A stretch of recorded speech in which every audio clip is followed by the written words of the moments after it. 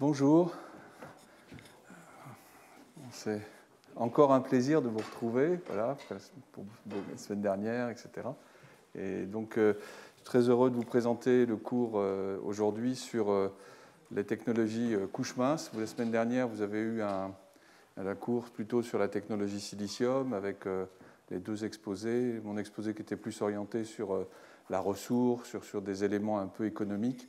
Et le deuxième exposé par Étienne Drahi, qui vraiment rentrait dans le détail de la structure de ces cellules, etc. Aujourd'hui, on va se consacrer aux filières qu'on dit couche mince. On va voir pourquoi on les appelle couche mince. Et c'est des filières couche mince inorganiques, parce qu'en fait, le cours suivant sera alors là, on plongera dans la chimie organique, organométallique, etc., avec notamment l'irruption du photovoltaïque organique et des perovskites hybrides. Et aujourd'hui, comme co-enseignant, j'ai le plaisir d'avoir la chance et le plaisir d'avoir la présence de Pere Rocaille Carabokas, qui est chercheur à l'école polytechnique, ancien directeur du LPICM, et aussi directeur scientifique de l'IPVF, mais il se présentera lui-même. Et lui va rentrer vraiment, alors on a choisi de diviser, vous voyez le titre, c'est silicium amorphe, CDT, CIGS, GAS, donc c'est toute une sorte de petit catalogue un peu. Et en fait, Pere va vraiment poursuivre un peu la logique du silicium, qui, comme vous l'avez vu, est extrêmement importante dans les technologies photovoltaïques. J'enlève mon masque. Est extrêmement importante dans les technologies photovoltaïques. Et c'est très important de focaliser aussi sur les technologies et les potentiels, d'autant que les procédés sont aussi des procédés industriels particulièrement développés. C'est ce qu'on appelle la pulvérisation cathodique ou les procédés plasma. Et pour ma part, je vais me consacrer beaucoup plus aux trois autres filières, mais essentiellement sur la filière CIGS et CDT, auxquelles j'ai consacré pratiquement toute ma vie de chercheur. Je me suis passionné pour ces filières depuis 1978, en commençant par le CDT, et j'ai poursuivi après par le CIGS. Et c'est l'occasion, et je le fais avant de l'oublier, de remercier, alors je n'ai pas fait la liste, je la ferai dans mes transparents complémentaires qui seront sur Internet, mais la liste de l'ensemble des contributions, et c'est sûrement plusieurs dizaines de collègues, de chercheurs et d'amis, j'en vois certains dans la salle, qui ont accompagné toutes ces recherches, et je pourrais vous en parler pendant des heures et des heures, tant elles ont été présentes, vous le verrez sur les listes de publications, c'est pratiquement toujours CIGS, CDT, ZNO, etc. Voilà, donc voilà, donc Pere est ici, voilà, donc très bien.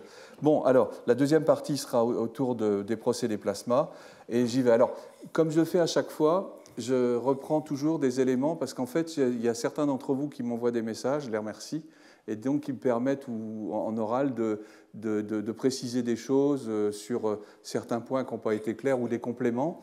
Et là, en fait, c'est moi-même qui ai décidé de vous inviter à revoir les cours la leçon inaugurale de Jacques Livage et aussi Clément Sanchez, qui sont vraiment des gens qui ont porté la chimie douce à basse température, et notamment, il y a même une manip. Alors, Jacques Livage a fait ce que je n'ai pas osé faire, il a fait une manip carrément lors de sa leçon inaugurale, notamment sur les phénomènes de croissance des diatomées. Donc, je vous invite à revoir ces leçons inaugurales et ces cours. Sinon, il y a un autre point sur lequel je n'ai pas abordé, je n'ai pas complété, c'est qu'une des questions qu'on peut se poser quand vous avez vu l'ensemble de l'exposé, c'est de se dire, c'est bien, mais est-ce que vous êtes toujours obligé de scier le silicium pour faire des plaquettes, etc. Il faut savoir que le silicium, à 1400 degrés, un peu plus, c'est sa température de fusion, il se comporte comme de l'eau, de la même viscosité de l'eau. Donc on pourrait se dire pourquoi le silicium ne pourrait-on pas faire des wafers directement, faire du coulage, un peu comme on fait du verre. Aujourd'hui, le flot de glace est fait sur un bain d'étain et puis en faire des kilomètres carrés, pas des kilomètres carrés, mais 20 mètres carrés, etc. Donc il y a une question fondamentale qui se pose, qui est une interrogation pour l'ensemble des chercheurs, c'est de savoir finalement, et si on pouvait faire du silicium? Alors on verra que le coulage est peut-être un peu compliqué. Les procédés dont Pere va parler sont beaucoup plus réalistes dans les années qui viennent. Néanmoins, il existe des entreprises, toujours pareil, des start-up qui se lancent dans ce domaine. Et regardez, j'apprécie particulièrement celle-là, parce que tout ce que je vous ai montré la dernière fois, c'est comment on va de là à là, vous voyez? Et ils ont dit, ben, nous, on passe de là à là directement, et tout ça, on laisse tomber, etc. etc. Alors ça, c'est quand même spécifique. Je veux dire, tout ce que je vous ai raconté, tous les trucs intermédiaires. Donc si on arrive à faire ce genre de choses, là, c'est bingo. Donc c'est une entreprise qui s'appelle NextWave et qui travaille sur des choses qui sont proches de ce que Perret, dont on va vous parler, c'est de l'épitaxie directement. Et sinon, il y a une autre entreprise ici, Cubic PV, qui est en fait, l'entreprise s'appelait 3366, hein, c'est pas la bière, c'est 3366, Perret, l'entreprise qui fait des coulées directes, qui a été rachetée, j'ai vu, par une entreprise qui s'appelle Cubic PV, et en fait, eux, ils sont directement sur la logique d'un coulage dans des moules. Alors il faut voir que dans les moules, on en reparlera peut-être dans la discussion, le problème c'est que le silicium c'est très dur, la pureté est extrêmement importante, donc dès que vous le mettez dans quelque chose d'autre, vous avez des impuretés, des dislocations, des choses comme ça. Donc le silicium ne se laisse pas facilement maîtriser. Hein. Et vous verrez, c'est vrai pour tous les autres matériaux. Aucun d'entre eux, c'est comme des chevaux sauvages, aucun d'entre eux ne se laisse dompter facilement. Et aujourd'hui, c'est vraiment l'histoire d'autres chevaux dont je vais vous parler. Alors, est-ce que j'avais autre chose? Ah oui. Le dernier point, je suis tombé sur cette nouvelle. Quelqu'un m'avait posé la question de comment peut-on recycler, mais de façon intelligente, c'est-à-dire pas tout broyer, récupérer sélectivement. J'avais dit, c'est effectivement quelque chose qui se fait. Hein, je vais citer des exemples en France en particulier, mais c'est aussi quelque chose, il y a aussi des exemples, et ça j'étais resté sans donner de choses précises, de récupération du silicium de qualité électronique, et le voilà un exemple au Fraunhofer, donc voilà, qui vient de sortir hein, du 7 février, donc vous voyez c'est récent, où ils récupèrent les plaquettes, ils les refondent et ils retrouvent des matériaux dont le rendement, vous voyez, ils recyclent 100%. Ils font des cellules à partir de silicium recyclé 100% et ils retrouvent des caractéristiques tout à fait correctes. Je crois que c'est autour de 22% avec la technologie PERC. Donc voilà, là je crois qu'on va passer, voilà. Donc on va rentrer dans les technologies couches minces, donc essentiellement CIGS, un peu CDT, je ferai juste un survol sur le GAS, parce qu'on en reparlera peut-être dans le cours de la semaine prochaine. Voilà, alors pourquoi des couches minces? C'est la vraie question, et qu'est-ce qu'on appelle une couche mince? Il faut voir qu'on demande quel est l'étalon de minceur d'une couche à des gens. Certains, ça sera 1 cm, d'autres, ça sera 1 mm, d'autres, ça sera 100 microns, etc. etc. Néanmoins, en fait, on va comparer par rapport à ce qu'on pourrait appeler une technologie en plaquettes. La technologie silicium en plaquettes découpées, qui est ici, elle fait autour de 100 à 180 microns. Et comme vous l'avez vu, il y a une tendance à descendre l'épaisseur, à faire du confinement, et on pourra peut-être un jour descendre à 20-30 microns à l'intérieur. Néanmoins, ça reste épais par rapport à ce qu'on appelle, nous, couches minces dans le domaine, c'est des épaisseurs de l'ordre du micron. Donc, en fait, de 0,5 à 3 microns. Donc, ça fait des cellules qui, en épaisseur, font pratiquement 100 fois moins d'épaisseur que les cellules silicium. Donc, vous voyez immédiatement l'intérêt en matière potentielle, en termes d'économie de matière, en termes de procédés de fabrication, ce ne sont plus les mêmes. Quand on doit faire 0,1 mm ou 0,2 mm, on n'a pas les mêmes procédés que si on descend à l'échelle du micron, voire moins. Vous verrez aussi l'interconnexion qui est un peu différente. La légèreté et la flexibilité, ça c'est un énorme avantage dans la mesure où plus un matériau est fin, plus il peut se courber. Vous savez que les rayons de courbure dépendent de l'épaisseur pour un module de rigidité donné. Et puis la flexibilité, la légèreté. Et puis il y a une chose importante aussi, c'est les nouveaux marchés. C'est-à-dire si cette technologie a des marchés différents, elle adresse des marchés différents, elle va aussi avoir sa spécificité, ces marchés n'étant pas adressés par les technologies classiques.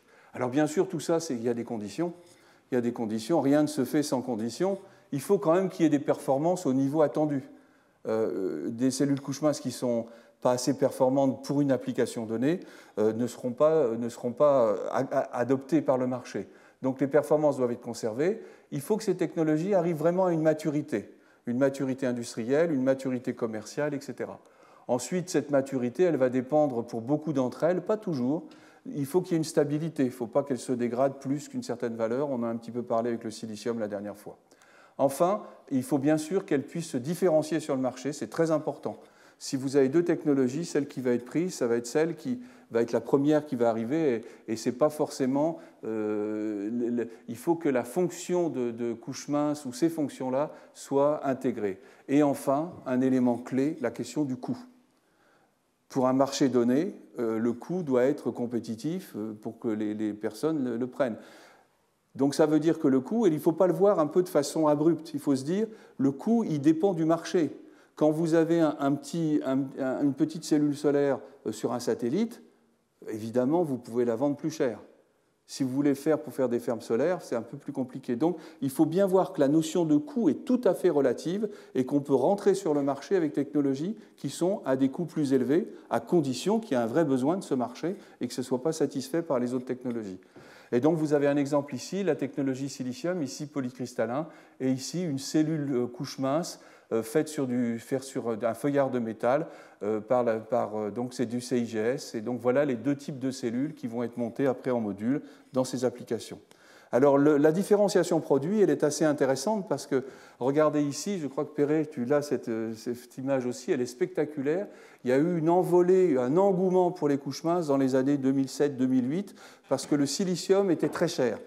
Là, il n'y avait pas encore eu la mue de l'industrie du silicium électronique à l'industrie photovoltaïque, donc comme on vous en a parlé la dernière fois. Donc c'était très cher, et en fait, la technologie des écrans plats, tous les grands Applied Materials, ici c'est Applied Materials, je crois, c'est ça, oui, Applied Materials, finalement, ils ont des générations pour faire des plaques pour les écrans d'ordinateur. C'est la même chose, c'est les technologies couches minces aussi. Ça, c'est des technologies couches minces sur verre. Donc, ce qu'ils ont fait, c'est qu'ils se sont dit, on va faire une fab entière et on va mettre notre génération 4 ou génération 3 pour faire directement des modules au silicium amorphe. Et c'est ce qu'ils ont fait. Et vous voyez ici un module au silicium amorphe qui fait quelques 3 à 4 mètres carrés. Donc, c'est un élément de différenciation très clair. Et enfin, vous voyez ici le module flexible, où c'est la fonction de flexibilité. Donc Flissom, c'est une entreprise d'origine suisse, mon collègue et ami Ayodhya Tiwari, et en fait, ce sont des modules CIGS. Et donc, vous voyez la différence, les applications vont être différentes. Ici, vous pouvez faire du bâtiment avec des grandes plaques directes, c'est intégré, etc. Et puis, l'autre chose qui est importante aussi, c'est le passage de technologies de découpe à des technologies de revêtement. Un élément qui est important pour les couches minces, c'est leur procédé de dépôt et leur procédé d'application. Alors j'utilise souvent cette analogie en disant, voilà, pour moi, le pavage avec les pavés pour le sol, c'est quelque chose qui a existé depuis la nuit des temps. En fait, à un moment donné, on a arrêté de paver les routes. Pourquoi ? On a mis du macadam. Alors là, il est très épais, mais c'est par coulage. Il n'y a plus à découper, il n'y a plus à mettre les uns à côté des autres. Donc on voit que la tendance, le fil de l'histoire quelque part, c'est si on peut remplacer un procédé de découpe et de pavage par un procédé de revêtement, il a tendance à s'imposer. Il est dans le sens de l'histoire quelque part. C'est vrai il y a un exemple, alors c'est la route 66, hein. Et puis ici, vous avez aussi, par exemple, les revêtements muraux. Les revêtements muraux, c'était beaucoup des mosaïques, du carrelage, etc., etc. Même pas, regardez Pompéi, c'est des très belles mosaïques. Donc la mosaïque est très bien, mais pareil, elle suppose des petits bouts qui sont mis l'un à côté de l'autre. Elle a été remplacée par la peinture ou les revêtements. Donc il y a effectivement une logique stratégique quelque part à passer de technologies de découpe à des technologies de revêtement, d'où la logique des couches minces. Et puis sinon, on passe aussi de propriétés de volume, on les ramène à des propriétés de surface. C'est deux choses différentes. On focalise sur la fonctionnalité de la surface. Et puis sinon, on voit aussi quelque chose qui est plus proche de nous, c'est toute cette mutation qu'il y a eu dans l'affichage avec le passage des tubes cathodiques pour la télévision aux écrans plats. Ça a été quelque chose d'assez extraordinaire également. Les écrans plats étaient très chers au début. Et beaucoup de gens ont pensé que, vous voyez, une technologie peut être remplacée par une autre et les conditions sont à étudier. Donc, et là, vous avez ce qu'on appelle une technologie couche mince, puisque c'est aussi sur du verre, c'est un peu comme ce que je vais vous présenter aujourd'hui. Et je voudrais vous illustrer, dans cette partie juste d'introduction, un élément clé de l'innovation. Est-ce que l'innovation réussit à tous les coups ? Vous avez ici une courbe qui montre ce qu'on appelle la courbe d'expérience sur du silicium, qui est ici. On en a beaucoup parlé, qui atteint des niveaux très bas de prix en lien avec la production cumulée. Et ici, vous avez la courbe des couches minces qui correspond à la courbe obtenue par le CDTE essentiellement, c'est-à-dire First Solar. Ce que vous constatez, c'est qu'en fait, aujourd'hui, un client pourrait se dire, qu'est-ce que je vais acheter? Un client, il va regarder le prix à gauche. Il se dira combien je vais payer le watt, combien je vais payer mon module. Donc, s'il prend le critère de prix, il va prendre le silicium. Sauf s'il y a d'autres raisons, et ça, il y a des marchés spécifiques pour les couches minces qui font que d'autres marchés sont possibles, plus chers. Et regardez l'autre côté, la technologie CDT et couches minces est beaucoup moins avancée du point de vue de la production, mais regardez sa courbe d'expérience. À niveau identique, le potentiel de réduction des coûts est beaucoup plus important pour les couches minces, parce que c'est du revêtement, justement. Donc ça veut dire, vous voyez, les deux critères sont différents. C'est-à-dire que si on prend l'avenir, on se dit l'avenir, il est là, néanmoins, le marché, il est là.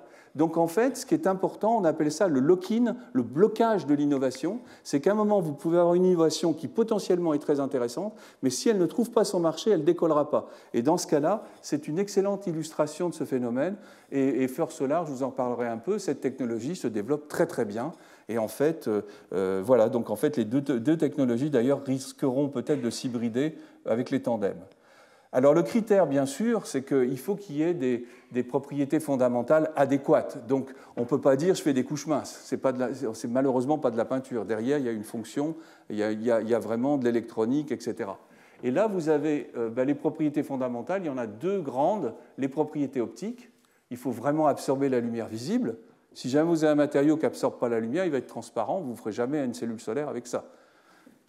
Et puis, il faut aussi, donc ça veut dire que ces matériaux aient des coefficients d'absorption élevés ou, ce qu'on a vu la dernière fois, qu'ils soient capables d'être piégés et que le rayonnement se propage à l'intérieur, réfléchisse, et Perret en parlera également. Et puis enfin, très très important, les propriétés électriques. Donc c'est les deux. Il faut une bonne passivation en volume et aux interfaces. Et puis il faut aussi être capable de faire des jonctions. On a vu des jonctions PN ou PINI pour intrinsèque et N de qualité. Donc voilà deux grands critères. Voilà. Alors, maintenant, je vais rentrer sur les propriétés optiques. Les propriétés optiques qui sont nécessaires, regardez les coefficients d'absorption quand on compare le CU-IN-SE2, le CIS comme on dit, mais c'est vrai pour le GAS, c'est vrai pour le CDT également. Regardez son coefficient d'absorption par rapport au silicium cristallin. Ils ont à peu près le même gap. Vous voyez que ça plonge ici. Ici, ça transmet, c'est transparent à partir de 1,1 micron, c'est en EV, de l'ordre de 1 micron. Regardez ici, on est pratiquement à plus de 10 puissance 5 et ici on est autour de 10 puissance 4. Donc il y a un facteur pratiquement 10 à 100 entre les deux. Ça veut dire qu'en fait l'épaisseur de l'un, pour absorber le rayonnement, il faudra beaucoup plus épais de silicium que de la couche mince. Ce qui explique que le silicium doit fonctionner avec 100-150 microns et que quelques microns suffisent. Et ça s'illustre aussi avec le CuIn-GaSE2 qui est le composé appelé CIGS, c'est-à-dire du cuivre, indium, gallium et sélénium. Regardez, tout le visible est absorbé pratiquement à 1 micron. Vous voyez, ça c'est 500 nanomètres, 800 nanomètres, 1000 nanomètres. Et là, on commence à approcher de la bande interdite. Le matériau commence à devenir transparent et après, il laissera tout passer. Mais regardez le visible, il est absorbé vraiment dans des couches de l'ordre du micron, voire moins. Et la raison fondamentale physique de tout ça, c'est qu'en fait, ça vient cette fois-ci des structures électroniques internes. Je ne veux pas rentrer dans les détails, mais en fait, souvenez-vous, je vous avais montré, pas le cours précédent, le cours avant, ce qu'on appelait les structures de bande, les fameux diagrammes de bande. Comment un photon qui rentre dans le matériau doit conférer son énergie à un électron qui saute à un niveau supérieur. C'est ce que je vais raconter avec les mains. Regardez le silicium. Le silicium, son gap, pour sauter au niveau du gap, l'électron doit changer quelque part ce qu'on appelle le vecteur d'onde. Donc il doit interagir avec ce qu'on appelle les vibrations du réseau, c'est un phonon. Et regardez, en fait, le photon donne pratiquement toute l'énergie, mais il lui faut quelques milliélectronvolts, qui sont les vibrations des réseaux, pour changer de vecteur d'onde. Et voyez, c'est un processus plus compliqué. Pour que l'électron il passe de là à là, il ne faut pas seulement une absorption, un seul mécanisme, il y en a deux. Il faut que l'absorption du photon se couple avec le phonon, avec une vibration du réseau, et à ce moment-là, on arrive à atteindre. Et vous voyez bien que ce phénomène, il est plus difficile en termes d'absorption. La probabilité est plus faible. Conclusion, ce sont des matériaux qui vont être quelque part moins absorbants. Et puis vous avez ce qu'on appelle, on les appelle à gap indirect. Et ceux-là, on les appelle à gap direct. Vous avez la même structure, mais la différence, c'est que badaboum, direct. Il n'y a pas besoin de phonon, on est directement, on ne change pas de vecteur d'onde, et donc il y a un processus à un seul une seule étape, et ça c'est essentiel pour avoir des coefficients d'absorption très élevés. D'où finalement la différence entre ce matériau-là et celui-là. Alors maintenant, on va voir la longue route de la technologie CIGS, c'est-à-dire on va rentrer dans le procédé couche mince, la structure des cellules CIGS, donc c'est des matériaux qui doivent absorber sur un micron, qu'on a bonne interdite, etc. Regardez la courbe d'expérience. Alors on l'avait discuté beaucoup avec le silicium les cours précédents et durant la leçon inaugurale. Vous voyez ici qu'on est toujours avec des paliers, des sauts, des paliers, des sauts. Et j'ai représenté par les flèches ici. Alors vous voyez, c'est une longue histoire, hein. Elle commence en 1976 et aujourd'hui on est en 2022. On est passé de 7% de rendement, 6 exactement, un peu moins de 6, on est passé à 23,4. Et ça s'est fait avec des sauts qui correspondent à des améliorations des différents points dont je vous ai parlé. Alors je vais vous présenter quelques-uns de ces sauts, pas tous. Et puis je voudrais aussi vous mentionner ici un saut qui m'a particulièrement... vous voyez, ça c'est la période dans laquelle on a travaillé sur CIGS. Et Euro 6, c'est en fait le groupe européen auquel j'ai consacré une bonne partie, peut-être une dizaine ou une quinzaine d'années. Parce qu'on on était avec des collègues allemands, des collègues suédois, belges, suisses, et on a fait un travail assez extraordinaire. Et on a réussi à faire quelque part la transition la plus forte. Regardez, on a pris le lead par rapport par rapport à Boeing, qui saturait. Et là, on a apporté des choses très importantes que je vais vous montrer en partie. Et puis ici, ça continue, ça monte à 23,4. Alors, comment on passe du Cu, In et C2 ? D'abord, comment on passe du silicium au Cu, In et C2 ou au CDT ? Mais tout simplement, on a toujours un réseau d'atomes qu'on appelle un réseau cubique face-centré. Hein, c'est la base silicium. Mais cette fois-ci, sans ces matériaux, eh bien, les ions cuivre, c'est Cu+, l'indium, c'est In3+, et le sélénium, c'est S2-. Et vous avez une matrice où c'est distribué et ordonné. C'est-à-dire que chacun des métaux est sur un réseau bien ordonné, un sous-réseau bien ordonné de ce qu'on appelle ici la maille.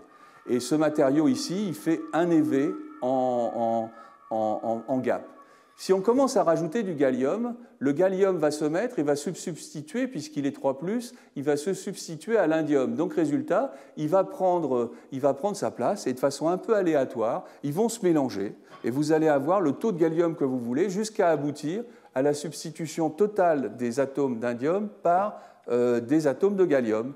Et le jeu permet finalement de monter la bande interdite, parce que le gallium est plus léger. On va avoir la bande interdite qui va monter de 1 eV jusqu'à 1,7. Et entre les deux, on va pouvoir l'adapter. Et les meilleurs rendements sont obtenus avec celui-ci qui est à 1,15 eV, donc avec environ 20% d'indium à l'intérieur. Et puis finalement, c'est toute une famille qu'on a commencé à découvrir. Cette famille, j'ai envie de l'appeler les 1,3,6,2. Alors les 1,3,6,2, alors les gens qui sont dans les labos connaissent bien, les 1,3,6,2, ils savent tout de suite que c'est un élément de la colonne 1, donc cuivre ou argent, un élément de la colonne 3, donc 1, 3, 6, et 6, 2, parce qu'il y en a 2. Vous voyez, il en faut 2 de sélénium dans la formule. Donc c'est pour ça que c'est 1, 3, 6, 2. Et regardez comment ça dérive. On garde la règle à 8 électrons, et on voit qu'on va passer le silicium, c'est 8 avec 2 fois 4, là c'est 8 avec 2, plus 2 et moins 2, et là c'est 8 avec plus 1, 3, et puis moins 4. Donc on est toujours à équilibre, et regardez, on différencie et on remplace un cation de plus par un anion, un cation plus et un cation 3+. D'où finalement cette catégorie de matériaux qui finalement offre des perspectives en termes de design de matériaux assez extraordinaires. Vous pouvez changer le gap comme vous voulez, vous pouvez changer le paramètre de maille, l'affinité électronique. Vous voyez un peu le terrain de jeu pour les Lego des chercheurs. C'est un peu un Lego dans lequel on va pouvoir construire et on va pouvoir travailler sur les matériaux. Malheureusement, tous ne donnent pas de bons résultats, mais il y a des champions. Les champions, c'est CuINGA et C2, et CuINGA, S et C2. Et puis finalement, quand on regarde la cellule finie avec ces champions, ou avec les proto-champions, voilà une coupe de microscopie électronique à transmission, et regardez l'échelle, 1 micron c'est là, donc ça nous permet de voir la coupe, qu'on la coupe en deux. Donc ce qu'on voit, c'est qu'en fait, on a du verre de vitre ici. Ça, SLG, c'est soda lime glass, c'est du verre ordinaire avec du sodium. Dessus, on dépose une couche de molybdène par sputtering, par pulvérisation cathodique. On voit que cette couche, elle a des grains, vous voyez, elle est cristalline, mais ce n'est pas un monocristal, il y a plein de petits grains. Regardez son épaisseur, elle fait 0,5 microns. Et dessus, on va déposer une couche de CIGS qui va faire, ici, elle fait 3 microns, mais elle peut faire, aujourd'hui, elles font plutôt entre 1,5 et 2. Et regardez, c'est des grains, c'est ce qu'on appelle des polycristaux. Vous voyez que c'est une couche qui n'est plus monocristalline, comme vous l'avez vu pour le silicium, c'est du polycristal avec des tout petits grains. Et puis ensuite, ici, on va mettre un peu de sulfure de cadmium. Aujourd'hui, on met du sulfure de zinc, donc on a remplacé le cadmium par du zinc qui est non toxique. Et donc, on est dans une situation où, regardez la couche de sulfure de cadmium, elle suit parfaitement les contours de la couche de CIGS.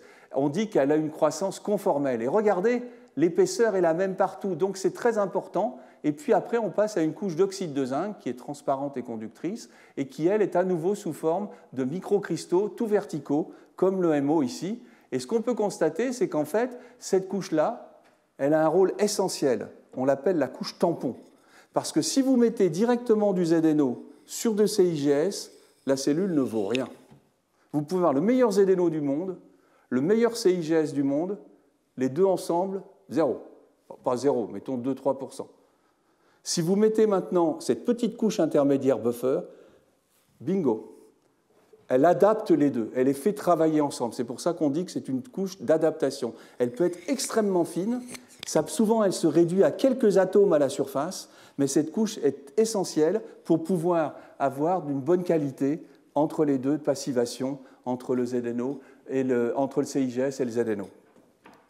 Voilà, donc en fait, ce qu'on voit aussi, c'est que du point de vue de la physique du solide et des cours de physique qu'on peut avoir sur les matériaux, on se dit, si on avait dit dans une assemblée de physiciens du solide d'il y a quelques années, il n'y a pas si longtemps que ça, est-ce que vous pensez qu'un matériau comme ça peut donner de l'électricité?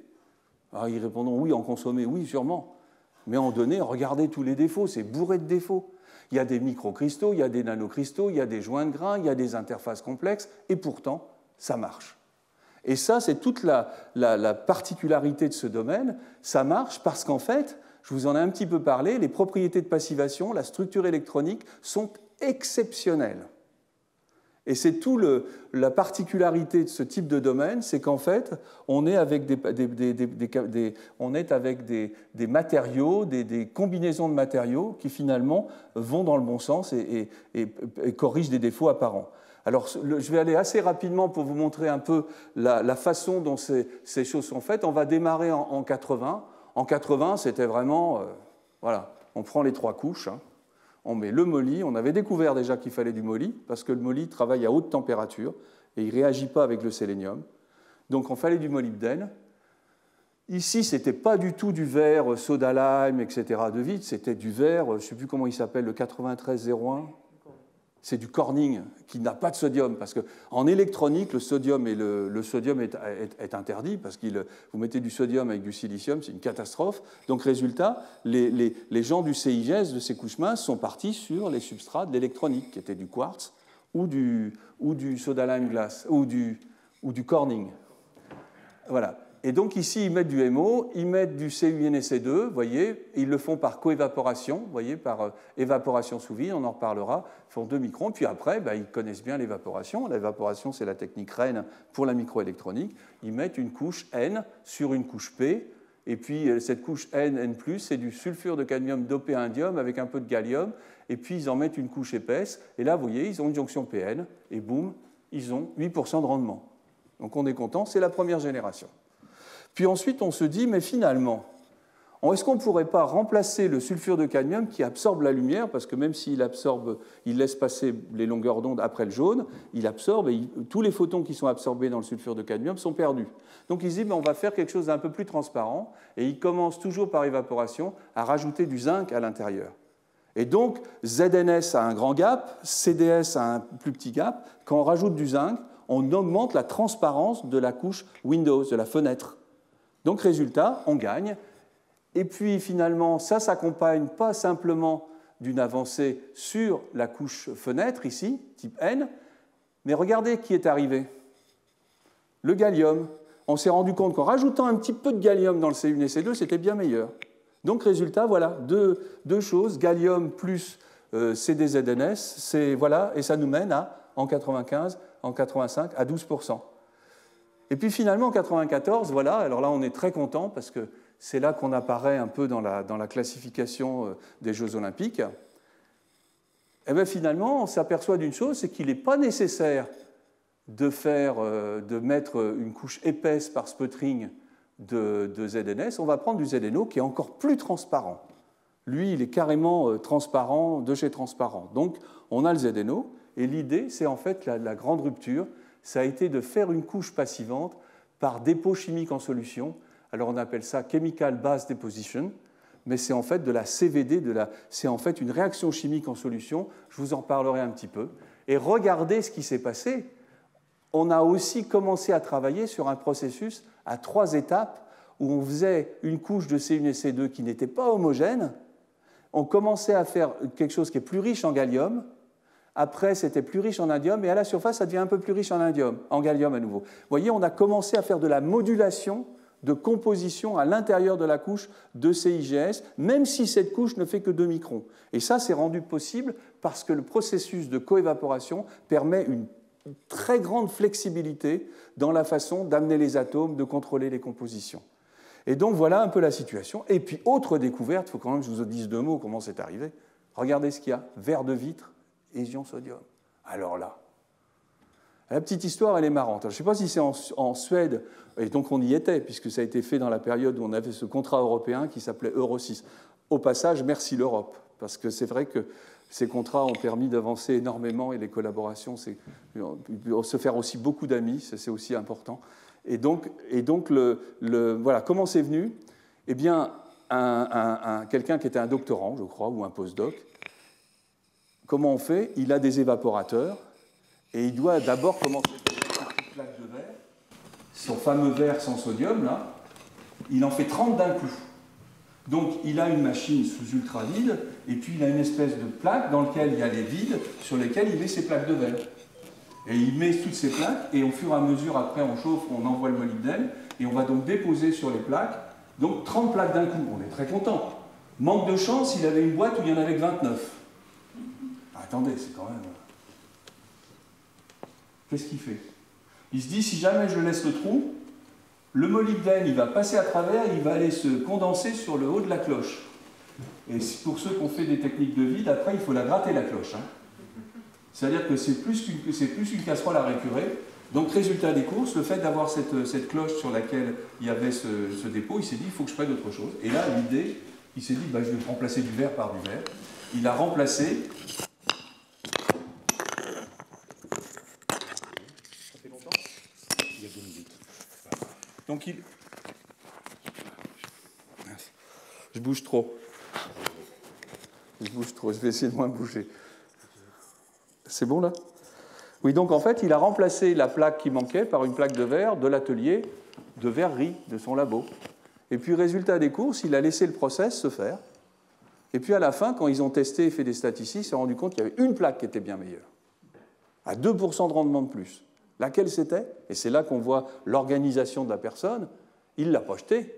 Il s'est dit, tiens, qu'est-ce qui s'est passé là? Il a regardé, qu'est-ce qu'il a vu? Que c'était sa fameuse plaque qu'il avait trouvée dans l'atelier de soufflage de verre. Résultat des courses, c'est comme ça qu'ils ont commencé à comprendre qu'il y avait du sodium qui migrait à travers la couche de molybdène et qui faisait un bien fou au CIGS dans ses propriétés. Et bingo, grande découverte. Vous voyez comment elle est venue? Elle est venue de quelqu'un qui ne voulait pas... Bon, voilà. Il a fallu 29 sur 30, donc c'est le rôle aussi de ce qu'on appelle serendipity, du hasard, et comment on l'utilise dans la recherche pour faire progresser. Mais j'aime beaucoup cette histoire.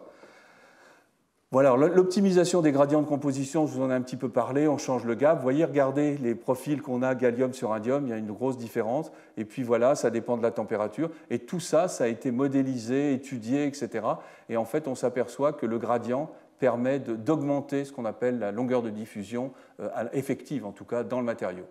Et puis sinon, alors attendez, oui, j'en ai pas parlé. Alors après, qu'est-ce qui s'est passé? Je reviendrai sur la couche tampon. On s'est rendu compte ici qu'à l'interface à l'arrière, eh bien, on avait beaucoup de chance. Le molybdène et le CIGS ne s'aiment pas beaucoup. Si on mettait du molybdène et du CIGS sur le molybdène, ben, ça ne serait pas forcément très bien. du point de vue électronique. Par contre, il se forme une toute petite couche de ce qu'on appelle du sulfure de molybdène, qui fait quelques nanomètres. Et cette couche, par chance, est de type P+. Elle est super bien adaptée naturellement, et en fait, là encore, c'est un hasard. C'est qu'entre les deux, il y a une réaction interfaciale qui donne une couche qui est parfaite pour jouer le rôle de couche tampon, comme je vous ai parlé du CDS. Et puis ici, on a amélioré, la surface est un peu améliorée, et puis on a commencé à diviser, mettre du ZNO moins dopé, plus du ZNO plus dopé, etc.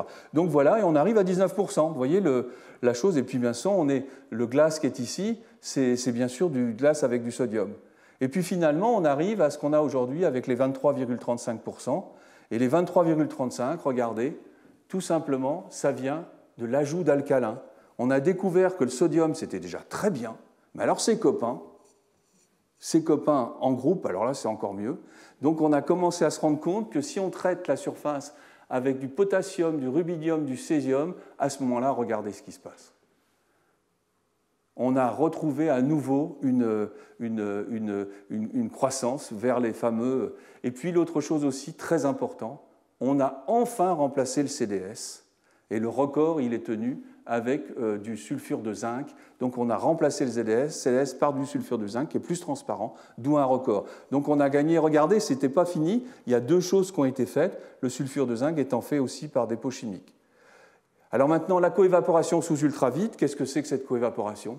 C'est des machines assez extraordinaires qui font rêver, moi, qui me font rêver, voilà, et qui font rêver, je pense, Perret, qui font rêver beaucoup de chercheurs. C'est des machines qui travaillent sous ultravide, donc à 10-7 atmosphères. Enfin bon, il n'y a pratiquement plus d'atomes qui traînent dedans. Hein, c'est des pompes turbomoléculaires, etc., etc. Alors comment ça se passe?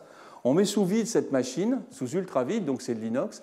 Et ici, il y a une chambre dans laquelle on va pouvoir, qui est au centre ici. Donc on va poser notre substrat de verre au milieu. Et là, c'est des plaques qui font 10 par 10. Ça, c'est l'équipement qui est à l'IPVF. On pose les plaques. Et puis ensuite, on rentre sous ultravide. Alors ici, on ne la voit pas, il y a une canne de transfert. C'est un peu comme sur la station spatiale. Hein. Il faut rentrer sous ultravide. Donc vous prenez votre plaque de verre, vous la mettez là, ça rentre dans le sas, on fait le vide, on rouvre le sas, on le met dedans et on l'amène au centre de cette cuve ici. Et quand elle est au centre de cette cuve, elle peut être chauffée, on peut contrôler sa température, etc. Et qu'est-ce que vous avez en bas? Vous avez des canons. Des canons ce n'est pas des canons, mais on l'appelle comme ça. C'est en fait des sources qui vont avoir chacune à l'intérieur, l'une va avoir du cuivre, l'autre va avoir l'indium, l'autre va avoir le gallium, l'autre le sélénium, on peut mettre ce qu'on veut, etc. C'est le principe de l'épitaxie par jet moléculaire, c'est-à-dire qu'en fait, on va les chauffer, on va rendre liquide, par exemple le cuivre, il faudra se mettre à 1400 degrés, parce que le cuivre, ça fond, mais ça fond à haute température. Le gallium fond à beaucoup plus bas, le gallium, c'est 25 degrés, l'indium, c'est 112. Par contre, les pressions de vapeur, alors que va-t-il se passer? C'est comme l'eau. Quand vous chauffez suffisamment et sous vide, les atomes partent et ils viennent se déposer, se condenser sur la surface. Donc finalement, en régulant les flux, vous faites ce que vous voulez. C'est en fait pour moi, c'est la méthode Ferrari, c'est comme ça que je l'appelle. C'est une méthode Ferrari, c'est quelque chose qui donne d'extraordinaires résultats et qui permet de faire des profils très complexes. Alors vous voyez ici, on commence par envoyer du gallium et de l'indium, on n'envoie que du cuivre, on reprend du gallium et de l'indium, et puis après on met un peu de sodium. Et puis tout ça, ça se fait sous le flux de sélénium qui est dedans. Et à partir de là, on commence à faire les objets qui donnent les 20% de rendement, etc., etc. Alors il existe une autre méthode, c'est de se dire, ce qui compte, c'est ce que je mange à la fin. Ce n'est pas la façon dont il est préparé. Donc je cherche à baisser les coûts. Donc j'ai quelque chose qui est cher parce qu'il fait directement le semi-conducteur. On fait un superbe CIGS dès le début. C'est la méthode Rennes pour ce qu'on appelle les 3,5, pour l'arsénure de gallium, etc. C'est la méthode que je vous ai présentée. Donc en fait, on s'est dit, mais finalement, est-ce que je ne pourrais pas diviser en deux? C'est-à-dire, d'abord, je mets les ingrédients, je mets le fromage, je mets les tomates, etc. Et après, je le mets dans un four et je cuis. Est-ce que ça ne marcherait pas? Et bingo, ça marche. C'est ce qu'on appelle le procédé pizza en deux étapes. On va commencer par faire des couches précurseurs. Vous voyez, vous avez du molybdène, mettez une couche de cuivre, une couche d'indium, une couche de gallium. Il y a plein de méthodes pour le faire. Et puis après, vous passez ça dans un four, comme pour une pizza, dans lequel vous avez une certaine température et vous avez aussi ce qu'on appelle une pression partielle, saturante un peu, pas saturante, de sélénium ou de soufre, qui s'évaporent très bien, qui vont rester dans la... Voilà. Et puis vous les laissez réagir au bout d'un certain temps. Ça donne le matériau. Et ça donne le matériau de façon spontanée avec du gallium à l'arrière. Il y a de l'indium devant, et puis on rajoute un petit peu de soufre à la fin pour réaugmenter le gap. Et bingo, c'est comme ça que le record du monde actuel est fait. Et donc on se rend compte qu'il n'y a pas qu'une méthode et que ces types de méthodes, elles sont très surprenantes parce qu'elles sont voilà, on a pu faire un matériau de qualité avec un procédé 2 étapes, dit pizza, qui du point de vue des coûts va être moins cher. Et l'intérêt, c'est qu'effectivement, c'est la méthode qui est utilisée par Solar Frontier et qui fait 1 gigawatt. Il y a une usine d'1 gigawatt au Japon qui travaille sur ces méthodes, mais Avansis, etc., travaille sur ces méthodes. Voilà, c'est la méthode qui est devenue la méthode industrielle la plus importante aujourd'hui. Et regardez comment on peut suivre la façon. Alors je remercie Jost, c'était en 2006, je ne sais pas si vous voyez le transparent, pour illustrer un exposé sur les méthodes in situ pour voir comment le matériau se transformait. Voilà la façon, on suit les rayons X, la diffraction des rayons X, pendant, et là c'est des pics de rayons X, et on voit, là on est avec les métaux et avec les alliages. Donc vous voyez, ça correspond à un matériau donné, c'est un peu sa carte d'identité quelque part. Maintenant, est-ce que ça... Ah oui, après, donc on commence à chauffer. Le sélénium qui était là commence à cristalliser, regardez. Après, l'indium fond. Après, ça décompose, regardez comment ça se transforme. C'est un peu... Après, il y a des séléniums binaires qui se forment, des sélénures d'indium, sélénures de gallium, et regardez ce qui va se passer à la fin, d'un seul coup. Et ça se fait en quelques minutes. Alors j'espère... Voilà, là, il se passe des choses, hein, les trucs se transforment. Et à la fin, regardez, chalcopyrite, c'est le matériau qu'on cherche. Regardez le rouge. Le matériau cristallise et il donne à la fin, cet anneau ici correspond au matériau qu'on recherche, qui est parfaitement polyphasé. La deuxième méthode dont je vous ai parlé, c'est le dépôt chimique en solution. Alors c'est l'analogue en solution du dépôt chimique en phase vapeur. Vous voyez, CVD, c'est Chemical Vapor Deposition. Moi je dis CVD en garde basse, mais beaucoup de gens disent que vous devriez l'appeler CSD, Chemical Solution Deposition. C'est tout simplement une réaction en solution, comme dans la nature. C'est une réaction de précipitation, et là on rejoint la chimie douce, à nouveau. C'est quand vous mettez quelque chose, vous changez le pH, ben ça précipite. C'est comme ça que tous les minéraux sont faits dans la nature. Et en fait, cette méthode est extraordinaire, parce que si vous mélangez un métal dissous avec, par exemple, la thiourée ici, et que vous mettez en milieu basique, regardez ce qui se passe. Le métal, le sulfure se dépose, et puis finalement, on peut déposer comme ça des sulfures de zinc, de plomb, de cadmium, d'étain, etc. Et en fait, c'est là que Chimie Paris, finalement, la culture d'électrochimie analytique qu'on avait à l'école de chimie, a été extrêmement utile, parce que c'est de la chimie des solutions. Et cette chimie des solutions nous a permis de fabriquer du CDS de façon remarquable, à 60 degrés, dans de l'eau, et de remplacer le grand évaporateur qui le faisait. Et ça a été extraordinaire, parce que quand on est venu avec ces procédés chimistes, comme ils nous disaient, mais ça c'est de la chimie, on dit, ben voilà, ça donne de la passivation, ça pousse très bien, et ça donne c'est une méthode qui a supplanté, c'est ça qui est extraordinaire, toutes les méthodes sous vide. C'est-à-dire qu'à partir de ce moment-là, les gens ont tous pris cette méthode et ils reprenaient la recette qu'on avait faite, pratiquement au 10e, je ne sais plus combien il y avait, 9,3 d'ammoniac, ils faisaient tous 9,3.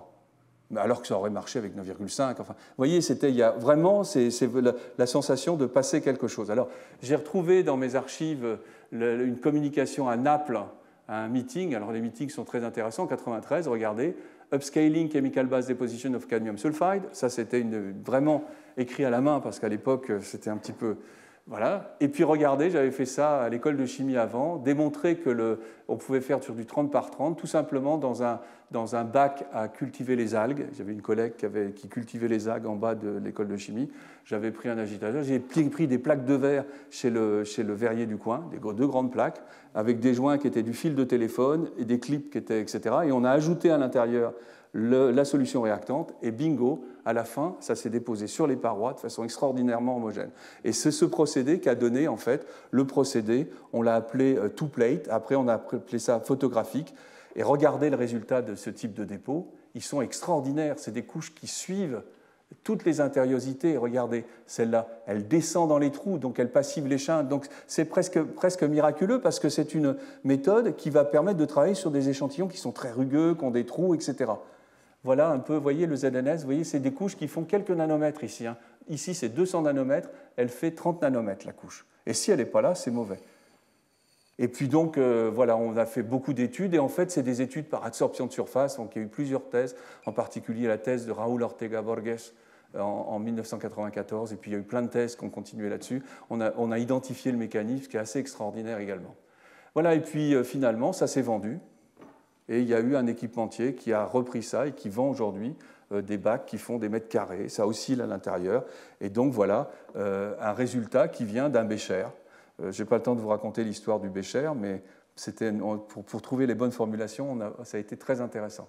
Et puis finalement, l'autre méthode qui s'est développée et qu'on a développée, c'est la méthode par l'électrochimie. Regardez encore de la chimie en solution, cette fois-ci c'est de l'électrochimie.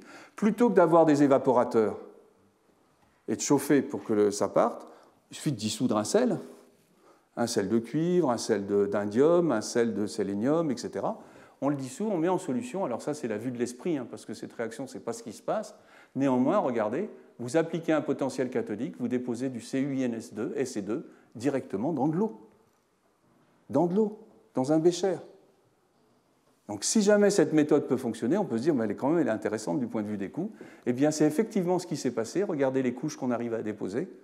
Et ensuite, on les recuit sous sélénium. Regardez ce qui se passe. Donc en fait, il y a une science du recuit.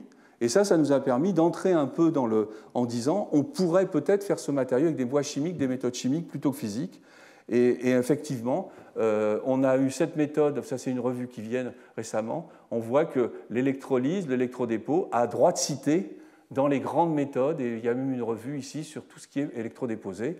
Et je vous montre un peu la figure qui est mise à l'intérieur. Regardez, à l'intérieur, vous avez la course des grands rendements, vous voyez. Ça, c'est le rendement record, toute catégorie, avec de la coévaporation. Et regardez l'histoire.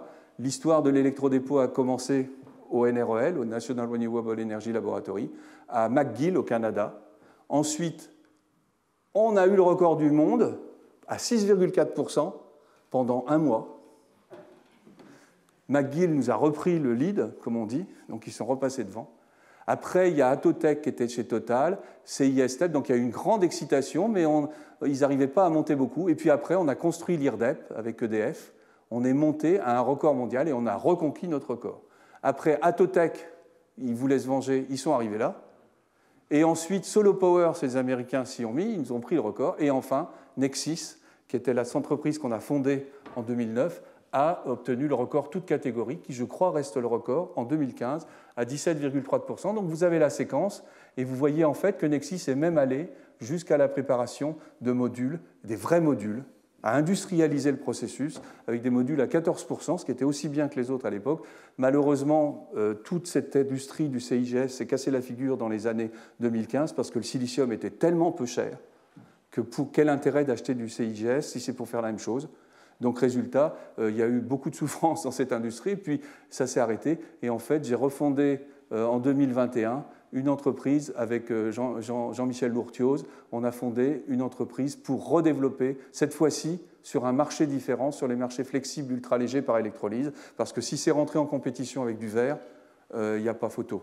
Le silicium le fait très bien. Donc, il faut chercher des marchés où il y a effectivement, ce que je vous disais au début, la chose. Et puis sinon, on a aussi développé, alors ça c'est magnifique aussi, le dépôt de ZNO par électrolyse. Alors simplement avec un sel de zinc, de l'oxygène, et on réduit, et ça donne du ZNO. Et ça, c'est aussi une méthode industrialisable. J'espère que la société SOIPV pourra le faire dans les années qui viennent. Et puis sinon, il y a des secrets. Il y a des secrets. En fait, il y a des secrets. C'est que ce type de matériau, le CIS, possède une très grande tolérance aux écarts à la composition, aux défauts. Quand vous avez du silicium, dès qu'il y a un défaut, c'est fini. Le GAS, c'est très difficile aussi. Quand vous êtes avec du CIGS, vous avez la possibilité d'avoir ce qu'on appelle une déviation à la composition, qui est de quelques pourcents, et c'est ce qui donne une très grande flexibilité. C'est parce qu'il y a cette possibilité d'avoir des écarts à la composition de plusieurs pourcents que des méthodes comme les procédés pizza dont je vous ai parlé peuvent fonctionner. C'est sûr que quand on fait une pizza, on ne dose pas au ppm la quantité de sel, etc. Donc on est dans une situation où il y a quelque chose de spécial avec ces matériaux. La tolérance, alors sinon, si on regarde, là c'est des calculs théoriques ab initio des défauts potentiels dans ces matériaux, mais cette fois-ci des défauts par écart, il manque un indium, il y a un cuivre, on regarde un peu tout ça. Ce qui est quand même extraordinaire, c'est qu'en fait, les défauts sont autocompensés, c'est-à-dire qu'en fait, ils se neutralisent mutuellement. Vous avez deux défauts, au lieu d'être méchants tous les deux à l'intérieur de la bande interdite, ils se combinent et ça ressort. Et ça nettoie l'intérieur et il y a moins de centres de recombinaison. Donc, vous voyez, derrière tout ça, il y a aussi une chimie du solide qui est très très particulière, qui ressemble beaucoup à ce qu'on a pour les matériaux pour batterie ou pour laser, etc. Et alors là, c'est quelque chose qui est assez étonnant, c'est quand tout le monde se dit, mais quand vous avez des joints de grains dans un matériau, c'est une catastrophe, il y a plein de défauts aux joints de grains, vous avez la maille qui vient, etc. Pourquoi le CIGS fonctionne-t-il aussi bien? Et le CDT? Parce que quelque part, c'est des matériaux polycristallins. Eh bien, il se passe une chose étonnante, c'est que le joint de grains qui est ici, au lieu de rester uniquement plein de défauts, eh bien, il se transforme et il devient un peu type N. Donc regardez, vous avez quelque chose qui est type P, de type N, et en fait, quand vous avez quelque chose de type N, ici, les électrons vont tomber dedans, et finalement le trou va séparer. Donc finalement, le joint de grain, le grain qui est ici, le joint de grain, joue un peu le rôle d'une zone N, comme dans une jonction PN. Donc résultat, les joints de grains sont des sortes de racines, sont des sortes de filets qui viennent dans la matrice, et on retrouve ça avec ce qu'on appelle, vous le verrez pour le photovoltaïque organique, qui viennent à l'intérieur et qui sont capables de pomper les électrons avant qu'ils se recombinent. Donc finalement, on comprend bien que par hasard, encore une fois, grâce au sodium, on a une situation où les grains deviennent des éléments, les joints de grains deviennent des éléments positifs. Donc il faut réfléchir à cette chose-là. Donc voilà, et la situation, c'est qu'une fois qu'il est dans le grain est peut-être un petit peu conducteur, il peut remonter cette fois-ci à la vraie jonction PN, donc à la vraie zone N. Et puis bon, il y a plein de travaux sur tous les alcalis. Alors, vous voyez des travaux avec toutes les dates, etc. Donc, c'est vraiment des travaux. Ça date de 2022. Ce sont des Chinois. Les Chinois avancent énormément aussi sur ce domaine-là. Et donc, ils regardent les travaux, ils regardent ce qui a été fait. Et puis, ils sortent des modèles qui sont basés sur de la thermochimie, des diagrammes de phase, etc., où ils commencent à faire apparaître les phases correspondant à la substitution du cuivre par les alcalins, et puis regarder des modèles avec les mains qui sont intéressants. On n'a que le sodium au début. Une fois qu'on met autre chose, on a l'alcalin. Il chasse le sodium, l'alcalin vient dans les joints de grains, et les joints de grains ici, il crée ces barrières qui servent à la diffusion. Et tout ça, c'est des travaux qui sont en cours et qui sont particulièrement intéressants parce qu'ils ouvrent de nouveaux horizons. Et puis maintenant, elle peut se dire, mais finalement, c'est bien, on a vu qu'on pouvait les faire avec un procédé pizza, on a vu qu'on pouvait le faire avec de l'électrolyse, etc., etc. Est-ce qu'on ne pourrait pas le faire par imprimerie? Et alors là, il y a tout un pan de recherche qui se développe, qui est un pan de fabrication de CIGS à partir de liquides, comme de la peinture. Vous voyez, on revient à cette notion de peinture, c'est ça qui est intéressant. Et regardez, ici, on fait des solutions avec les précurseurs moléculaires, et puis on les met avec slot die, alors Dr. Blade, knife coating, bar coating, vous voyez. Donc il y a plein de méthodes qui sont des méthodes de la raclette. Là, on est à faire des crêpes en Bretagne. Hein. Donc on peut faire des cellules solaires avec une raclette, et ça sert beaucoup pour les perovskites. Vous le verrez dans l'exposé perovskite, c'est des méthodes qui se déploient. Pourquoi? Parce que les matériaux ont de très grande qualité intrinsèque, ils sont spontanément pas mauvais. Bon, voilà. Et puis après, vous avez une solution où vous mettez les nanoparticules, et vous pouvez à ce moment-là faire du spin coating, c'est-à-dire que c'est une tournette. On peut faire de l'imprimante inkjet, c'est-à-dire avec une imprimante 3D ou je ne sais pas, une imprimante tout simplement, et on peut faire aussi par du spray. Et donc vous voyez apparaître des méthodes et avec un rendement aujourd'hui qui est à 17,3% d'après ce que j'ai vu. Et donc en fait, c'est des méthodes qui ressemblent à ce qu'on fait sur le photovoltaïque organique. Vous voyez, par exemple, je vous ai parlé d'Armor, je vous ai parlé d'Eliatech, etc., travaillent avec des méthodes d'imprimerie qui se développent pour le solaire. Et puis finalement, une autre méthode, c'est la méthode par ALD. Je vais aller très vite là. C'est une méthode par dépôt atomique, de couches atomiques en phase gazeuse. Regardez, ça vient de l'électronique. Ici, c'est une couche d'un diélectrique qui est déposée, et vous voyez qu'elle va se déposer de façon conforme, un peu comme le CBD. Et ça, c'est ce que nous avons fait au laboratoire. Dans les années, on a commencé au début des années 2000 et on continue avec Negar Nagavi, Frédéric Donsanti, Nathanaël Schneider aujourd'hui, Damien Coutancier. Et regardez, on dépose de l'IN2S3, on peut faire du ZNO, on peut faire du ZNS, et regardez la LD. Alors pourquoi la LD est aussi extraordinaire en termes de conforming? Tout simplement parce que c'est une méthode de revêtement par surface. En fait, on envoie de façon pulsée le zinc et par exemple le sulfure. On veut faire du ZNS, on veut faire de l'IN2S3. On va commencer, on a notre substrat, on injecte, on le nettoie bien, il est vide, il ne se passe rien. On envoie le précurseur A qui va s'adsorber à la surface. Ensuite, on fait une purge. Ceux qui sont adsorbés, ils restent à la surface. Donc ils se mettent partout, dans les trous partout, comme le CDS. Puis après, on a fait la purge, et puis qu'est-ce qu'on fait? On envoie le précurseur B qui vient et qui réagit, lui. À chaque fois qu'il voit un groupement OH ou un groupement en surface, paf, il vient dessus. Donc, résultat, il va avoir tendance à refaire une couche, il va avoir tendance à faire une couche ici du zinc, ou ça peut être du soufre. Regardez ce qui se passe après. Vous avez une couche, une monocouche du composé AB. Et vous pouvez recommencer à l'infini. Donc vous pouvez faire les matériaux, vous pouvez changer, vous pouvez mettre un peu d'aluminium, un peu de zinc. C'est un peu du tricotage d'atomes. Vous tricotez l'interface, et ça c'est quelque chose qui est extraordinaire, parce que ça permet de faire des interfaces contrôlées, même sur des surfaces rugueuses, un peu partout. Voilà. Et puis sinon, le point, c'est que l'interconnexion, donc c'est une interconnexion très différente de celle dont je vous ai parlé. Voilà, c'est l'interconnexion qu'on appelle, quand on veut faire des cellules en parallèle ou en série, on fait ce genre de choses. On fait toucher le ZNO d'en haut, le molybdène d'en bas, et c'est fait par gravure laser. C'est ce qui explique que les modules en couche mince ont des bandes. Je ne sais pas si vous voyez sur les calculettes, quand vous avez déjà vu des modules au silicium amorphe, hein, ils sont avec des bandes. Ce n'est pas des plaques comme le silicium. Et ces bandes correspondent justement à ce type de structure, c'est-à-dire que la bande, en fait, c'est une cellule. La couche d'en haut de ZNO va aller toucher la couche d'en bas du molybdène, qui elle-même a sa couche d'en haut de la cellule à côté qui va dessous, et vous avez une sorte de tuilage qui est fait et qui permet de faire des apparences très différentes de ce qu'on a avec les panneaux silicium, et peut être aussi très intégré. On le fait directement avec des techniques de laser, il n'y a pas de masquage, etc. Alors maintenant, les nouveaux développements, j'ai pratiquement terminé. J'avais dit que j'en allais parler du CDT. Alors les nouveaux développements dans le CIGS, c'est des travaux qui sont faits avec l'Institut des matériaux de Nantes et puis aussi Photon à Rennes, où on travaille sur des grands gaps cette fois-ci, 1,6 et 1,7, pour faire des tandems silicium-CIGS. Il y a de très beaux résultats. Donc là, c'est des travaux qui sont en cours. Et puis je vais juste passer maintenant à un nouveau nom qui s'appelle les 2,6. Alors est-ce que 6 c'est bien un X? Je me suis posé la question. En français, c'est 2,6. Donc c'est les 2,6. Et donc vous voyez qu'on joue avec encore les colonnes un peu différentes. On prend le silicium et paf, on est à 2 plus 2 moins 2 égale 0. Donc c'est bon. Et regardez, le matériau qui s'est développé, c'est le CDT. Donc je ne vous refais pas toute l'histoire.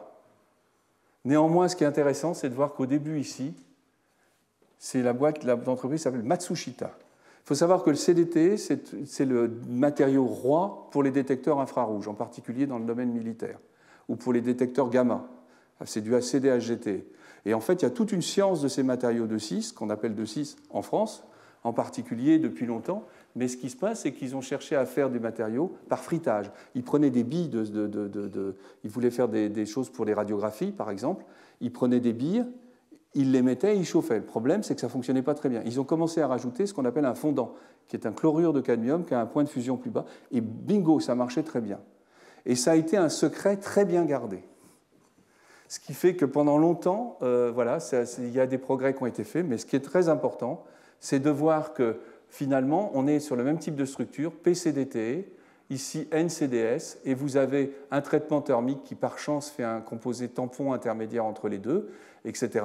Donc vous avez toute une évolution qui est pareille, et on a un peu le même type de choses, tolérance aux défauts, dopage intrinsèque, phénomène d'autocompensation, c'est-à-dire que c'est un peu le même type de matériaux, ils veulent rien savoir, et il faut qu'ils fonctionnent comme ils veulent, parce que sinon, donc résultat, c'est des matériaux qui fonctionnent bien. Et puis ici, je vais vous montrer les réponses spectrales en fonction du temps, et là, il y a eu un travail sur tous les oxydes, les couches avant, les couches arrière, c'est impressionnant, pour arriver en 2015 à 22,1.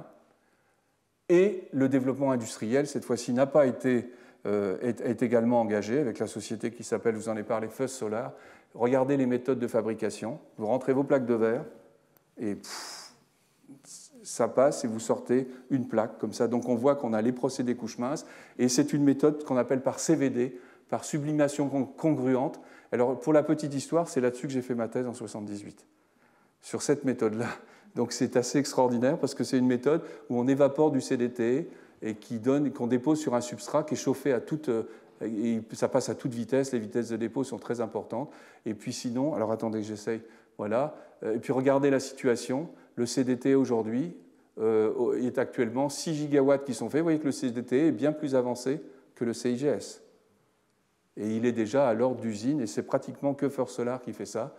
Et sinon, vous voyez, les modules commerciaux aujourd'hui, les modules couches minces dont je vous ai parlé, vous avez le CDT, qui a un module commercial à 18%, vous avez le CIGS, vous avez le Miazolet flexible, Solar Frontier est à 15%. Et vous voyez qu'on n'est pas très loin du marché mainstream sur le silicium, donc c'est quand même des choses très importantes. Et souvenez-vous, on avait vu avec Étienne Drahi tous ces rendements très élevés, on a vu tout ça la dernière fois, tout ce qui était silicium.